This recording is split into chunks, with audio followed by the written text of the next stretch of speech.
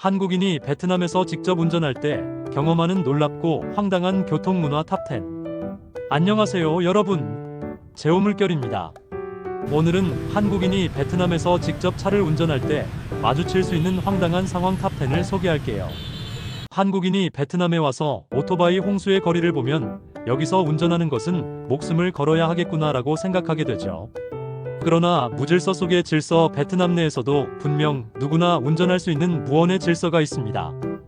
과거 부족한 교통 인프라와 오토바이의 홍수 속에서 수십 년 습관화되어 온 현지인들은 전혀 불편하지 않은데 한국에서 와서 처음 이런 경험을 하게 되면 때론 황당하고 때론 깜짝 놀라고 때론 너무나 위험한 상황이 되는 교통 상황들. 자, 그러면 10위부터 알아볼까요? 10위. 가벼운 접촉은 그냥 넘어가는 쿨함. 베트남 거리에서 차와 오토바이가 뒤엉키다 보면 가벼운 접촉이 일어나기 마련이에요. 그런데 여기선 그냥 서로 괜찮아요? 하고 확인한 후 쿨하게 헤어지는 경우가 대부분이에요. 오토바이가 워낙 많아서 이런 작은 일로 매번 멈추면 도로가 마비될 테니까요. 한국에선 보험 처리부터 하겠지만 여기선 그 유연함이 일상의 속도를 유지해줘요. 9위. 우회전도 신호를 기다려야 해요. 한국에선 사거리마다 교통의 흐름과 보행자의 안전을 고려해서 천천히 우회전하면 되지만 베트남에서는 우회전 신호를 받지 않고 무심코 우회전하다간 바로 공안의 부름을 받게 되죠. 한국에서 온 베트남 초보 운전자가 실수를 많이 하는 교통 위반입니다. 8위. 톨게이트를 나오자마자 다가오는 공안의 손짓. 차량의 흐름이 많은 주요 고속도로 톨게이트를 빠져나오면 교통공안들의 나를 부르는 손짓. 대부분 톨게이트 주변에서 속도를 줄이지 않은 차량을 단속하는 건데 위험한 상황인 건 맞지만 하루 종일 경찰 차량 몇 대로 진을 치고 같은 상황만 단속하고 있는 걸 보면 그것보다 더 위급한 상황이 많을 건데 경찰이 할 일이 없나 하는 생각이 들기도 하죠. 한국에서도 과거 고속도로에서 현금 장사를 하던 경찰의 추억이 있지만 이 부분은 빨리 개선이 되어야 되지 않을까요? 7위. 너는 아무리 바빠도 나는 천천히 간다. 베트남 거리를 운전하다 보면 전체적인 교통 흐름이나 뒷차를 신경 쓰지 않고 혼자만 너무 느리게 가는 차량들을 자주 볼 수 있어요. 핸드폰으로 길 찾는 경우도 있고 때론 아무런 이유 없이 자전거 타는 속도로 가고 있는 차량도 있죠.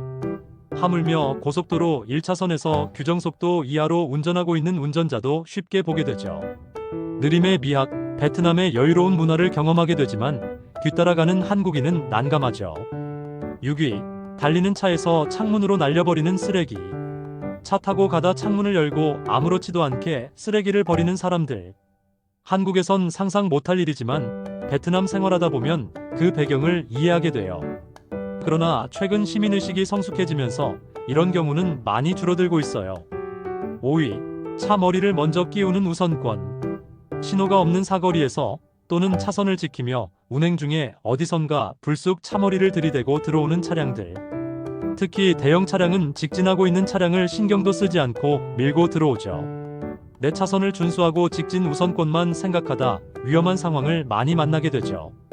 그래서 언제나 사방팔방 살피는 방어운전, 감속운전을 생활화해야 합니다.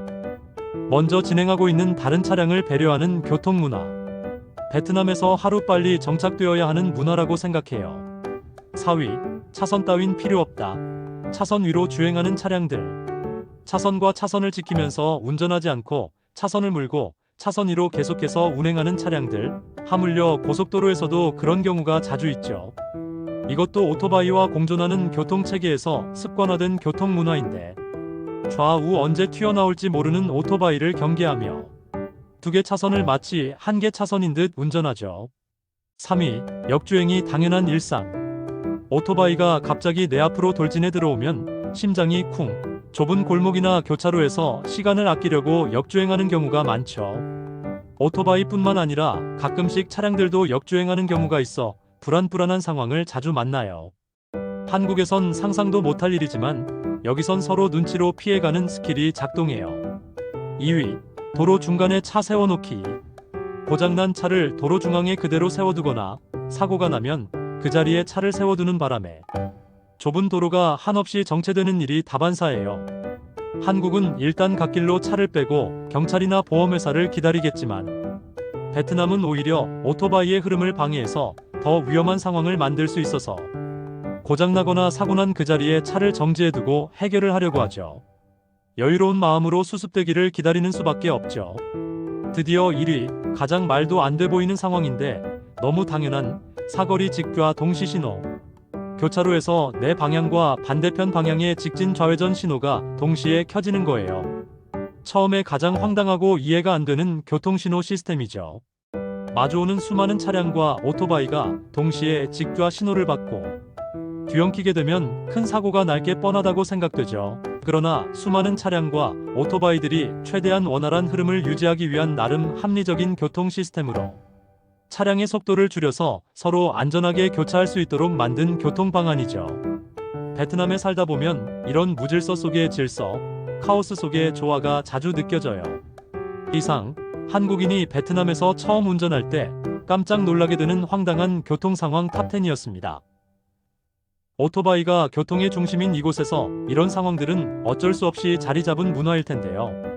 한국 분들은 처음에 놀랍고 이해 못하실 수 있지만 여기서 직접 운전을 하다 보면 금방 이해하고 또 그에 맞추어 적응할 수 있어요. 아직 개발도상국인 베트남. 그러나 경제 발전과 소득 수준 개선으로 차량이 급속히 증가하고 있고 그에 맞는 교통 인프라와 교통 시스템이 정착되고 있어요.